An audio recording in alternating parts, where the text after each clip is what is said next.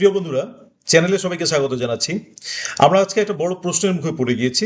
তার কারণটা হচ্ছে নিউ ওবিসি লিস্ট কিন্তু গভর্নমেন্ট গ্রহণ করেছে, যার জন্য আমাদের এখন এসএলএসটি 2025 নিয়ে যেটা আমাদের বড় প্রশ্ন, সেটা হচ্ছে প্যানেলটা কি একই থাকবে, অর্থাৎ প্যানেলটা যেরকম প্রসেসিংটা চলছে সেই প্রসেসিংটা কি সেরকমই চলবে, নাকি এই প্যানেলেই অর্থাৎ এসএলএসটি 2025 এর প্যানেলটাই আবার রিপ্যানেল হবে।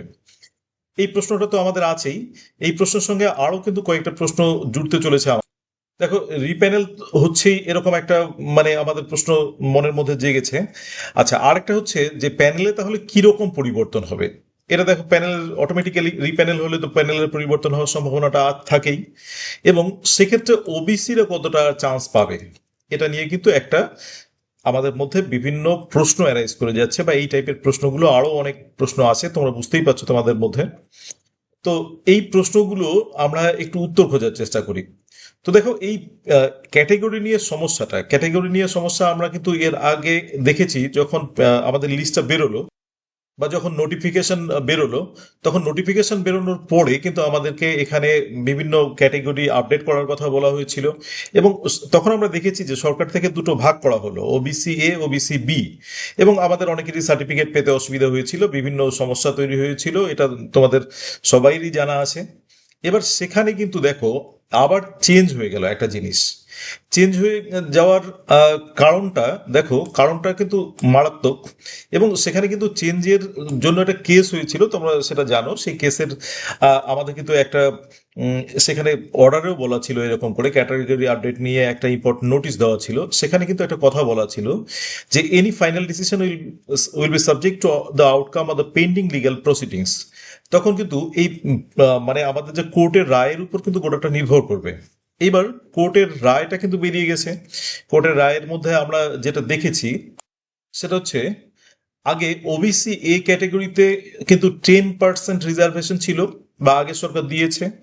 এবং ওবিসি বি ক্যাটাগরির জন্য কিন্তু 7% দিয়েছে। এই টোটাল কিন্তু 17% রিজার্ভেশন ওবিসি এ এবং বি মিলে ছিল। এবার কোর্টের রায়, মাননীয় কোর্টের রায়, হাইকোর্টের রায়ের থেকে আমরা যেটা পেলাম সেটা হচ্ছে, দেখো, বা সরকারও যেটা গ্রহণ করলো সেটা কিন্তু দেখো, সেখানে ওবিসি এ আর বি বলে কিছু থাকছে না। সেখানে শুধুমাত্র 7% দেওয়া হবে 17%-এর পরিবর্তে। দেখো, 10% কিন্তু একদম দুটো মিলে 10% কিন্তু আর থাকছে না, অর্থাৎ ক্যাটেগরিটাই থাকছে না। এবং সেখানে কিন্তু অনেক সাবকাস্টের মধ্যে অ্যাড করা হয়েছিল। সেখানে কিন্তু মাননীয় হাইকোর্টের আদেশ অনুসারে 66 ক্লাসেস শুধু থাকছে। এবং তার একটা লিস্টও দেওয়া আছে, তার একটা লিস্ট তোমরা চাইলে আমাদের ডেসক্রিপশন বক্সে থাকবে, তোমরা সেই লিস্টটা নিয়ে নেবে। আচ্ছা, এখানে কারা কারা থাকবে এরকম একটা লিস্ট আছে। তোমরা যারা এই লিস্টের মধ্যে পড়ছো তারাই শুধুমাত্র এই ওবিসির ক্যাটেগরির ভবিষ্যতেও সুবিধা পাবে। অর্থাৎ এখন আমাদের মধ্যে প্রশ্নটা হলো যে এই এসএলএসটি 2025-এ কি এই নিয়মটা চালু হবে। এই এই প্রশ্নটা কিন্তু এখন একটা বড় প্রশ্ন আমাদের। যেটা মনে করা হচ্ছে যে এই এসএলএসটি থেকেই, বা যেহেতু এটা নিয়োগটা কমপ্লিট হয়নি এবং যেহেতু এখনো প্রসেসিংটা চলছে, কিছুটা অংশ বাকি আছে, এখান থেকে সরকার এই প্যানেলটাকে কিন্তু রিপ্যানেল করার সম্ভাবনা প্রবল। অর্থাৎ বেশিরভাগ সম্ভাবনা কিন্তু মনে হচ্ছে যে এই প্যানেলটা, এসএলএসটি 2025-এর প্যানেলটা রিপ্যানেল হতে চলেছে। তাহলে সঙ্গে সঙ্গে প্রশ্নটা আরো দাঁড়াচ্ছে যে তাহলে কিন্তু 9-10-এর ভেরিফিকেশন বা 9-10-এর ইন্টারভিউ বা 11-12-এর যেটা বাকি আছে সেগুলো কি হবে না। দেখো, সেগুলো কিন্তু আর আপাতত হওয়ার কোনো সম্ভাবনা নেই যদি রিপ্যানেল হয়। এটা কিন্তু নিশ্চয়, মানে এভাবে বলতেই হচ্ছে, উপায় নেই। কারণ রিপ্যানেলের সম্ভাবনাটা সব থেকে বেশি। এবং রিপ্যানেল যদি হয় তাহলে কিন্তু আমরা আরো অনেক, মানে বেশ কিছুদিন এই সমস্যাটা দেখবো যে এই আমাদের প্যানেলটা চলতে থাকবে, সরি, এই প্রসেসিংটা চলতে থাকবে। কারণ রিপ্যানেল হলেই তো আজকে রিপ্যানেল হয়ে গেল, কালকে থেকে কাজ এরকম হবে না। রিপ্যানেল করতে হবে, রিপ্যানেল করার পর সমস্ত কাজগুলোকে আবার গুছিয়ে নিয়ে সবগুলোকে আবার করতে হবে। তার মানে আমরা ভেরিফিকেশন বা ইন্টারভিউ যদি 9-10 এর ক্ষেত্রে তোমরা এক্সপেক্ট করে থাকো ইমিডিয়েট, সেটা কিন্তু আপাতত হচ্ছে না। যদি এই এসএলএসটিতে এই নিয়মটা লাগু হয়, এবং খুব সম্ভাবনা, কারণ এসএসসি থেকেও তো সেই পাবলিকেশনটা করবে যে না আমরা এই এসএলএসটি থেকে এই নিয়মটা করছি, যদিও গভর্নমেন্ট অর্ডার কিন্তু একটা হয়ে গিয়েছে, আমরা দেখেছি নোটিশটার মধ্যে দেখেছি যে গভর্নমেন্ট সেটা মেনে নিয়েছে। এবার মাঝখানে একটাই সমস্যা, সেটা এই এসএলএসটি থেকে হবে না নতুন থেকে এই নিয়মটা চালু হবে, এটাই। কিন্তু আবার বলছি যে এই প্যানেল থেকেই কিন্তু হওয়ার সম্ভাবনা আছে, এবং এই প্যানেলটা সম্ভবত রিপ্যানেল হতে চলেছে, এবং রিপ্যানেল যদি হয় তাহলে ভেরিফিকেশন এবং ইন্টারভিউ প্রসেসিং কিন্তু আরো অনেকটা দিন সময় লাগবে।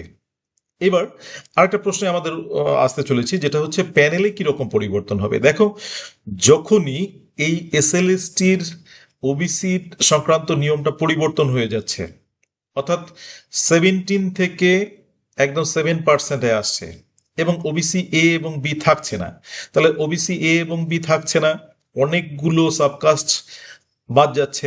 এবার আমরা প্রথমে ধরি যে অনেকগুলো সাবকাস্ট বাতিল হওয়ার ফলে কি দাঁড়াচ্ছে। দেখো, অনেকগুলো সাবকাস্ট বাতিল হয়ে যাওয়ার ফলে তাকে জেনারেল হিসাবে ট্রিট করতে হবে।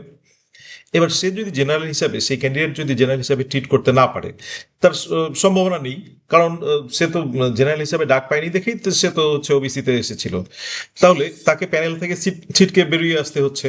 এবার যখনই সে প্যানেল থেকে ছিটকে বেরিয়ে আসে, তাহলে তারপরের যিনি আছেন ক্যান্ডিডেট, অটোমেটিক্যালি উপরে চলে আসে।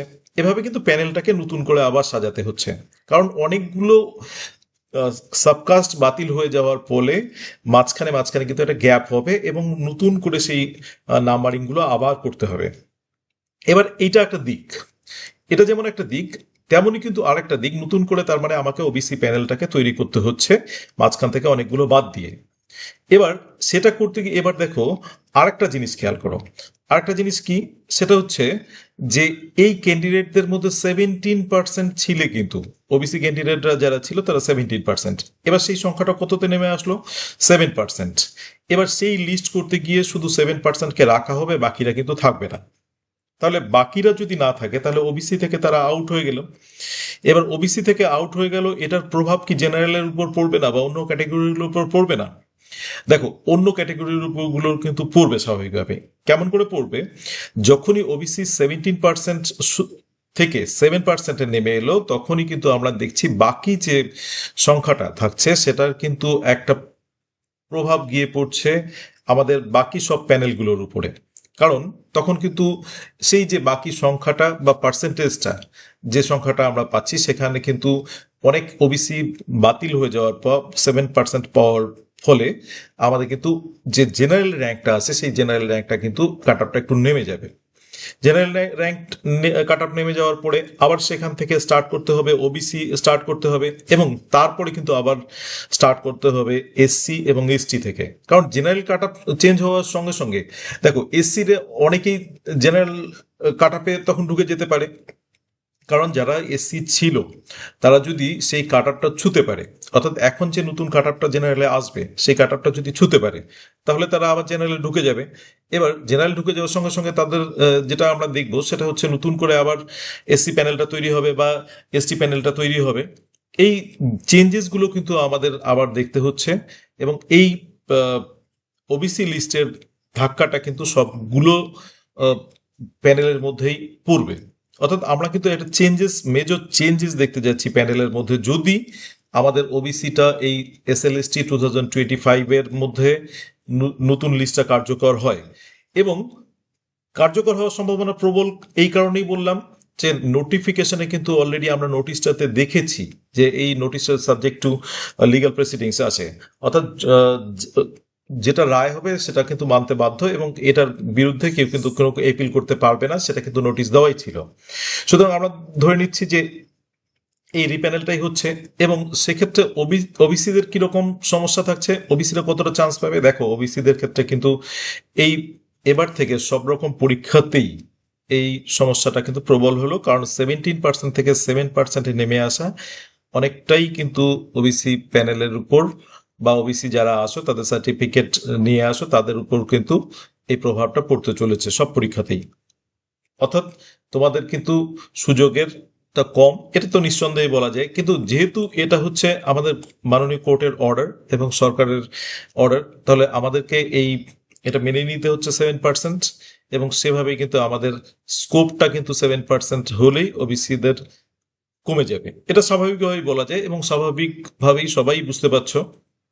তো এরকম কিন্তু রিপ্যানেল হয়ে গেলে আমাদের সব থেকে বড় সমস্যাটা, যারা তোমরা লিস্টেড আছো তাদের ভেরিফিকেশন এবং মানে ইন্টারভিউ এর জন্য আরো বেশ কিছুটা দিন সময় লাগতে পারে, এবং মেজর চেঞ্জের মধ্যে অনেকেই কিন্তু সেই প্যানেল থেকে ছিটকে যেতে পারো বা তার সম্ভাবনা প্রবল, এবং অনেকে কিন্তু আবার হচ্ছে সেই বাকি ক্যাটেগরিগুলোতে বা ওবিসি ক্যাটেগরিগুলোতেও হয়তো চান্স পেতে পারো। সেটা নির্ভর করবে গোটাটা রিপ্যানেলের উপর। কিন্তু এখনো অবধি যেটা মনে হচ্ছে, এই লিস্টের ধাক্কা সব আমাদের ক্যাটেগরিগুলোর উপর, জেনারেল হোক, ওবিসি হোক, এসটি হোক, এসসি হোক, সব ক্যাটেগরিগুলোর উপর এই ধাক্কাটা পড়বে। নতুন করে সবগুলোই তৈরি হবে। তো এরকম একটা পরিস্থিতির মধ্যে আমরা দাঁড়িয়ে গেলাম। এই পরিস্থিতিতে দাঁড়িয়ে এসএলএসটি 2025 এর ভবিষ্যৎটা কি হবে এখনই বলা যাচ্ছে না বা বলা সম্ভব নয়। তো এরকম একটা পরিস্থিতিতে দাঁড়িয়েই আছি আমরা। তো আশা করি প্যানেল, এখনো এসএলএসটিটা ক্যান্সেল হওয়ার কোনো সম্ভাবনা দেখা যাচ্ছে না। তবে প্যানেল যদি এরকম মানে রিপ্যানেল হয়, তাহলে কিন্তু আমরা নতুন নতুন অনেক রকম সমস্যাও পাবো, অর্থাৎ আমাদের অনেকে ছিটকে যাওয়ার সম্ভাবনাটা থাকছে। এটাই হচ্ছে প্রবলেমের ব্যাপারটা। তার জন্য কিন্তু সময় বেশ কিছুটা লাগবে। তো এটাই ছিল আজকে আমাদের আলোচনা। তো সেটার দিকেই তাকিয়ে থাকো, দেখো আলটিমেটলি এসএলএসটি 2025টা এই ওবিসি লিস্টটার সঙ্গে কার্যকর হয় কিনা, এবং যদি হয়ে থাকে, হওয়ার সম্ভাবনা বেশি আমি আগেই বললাম, এবং যদি ফাইনালি হয়ে যায় তাহলে কিন্তু আমরা একটা অন্যরকম পরিস্থিতির সম্মুখীন হব সকলেই। তো এটাই হচ্ছে আমাদের আজকের video. Please subscribe the channel for more information and stay tuned.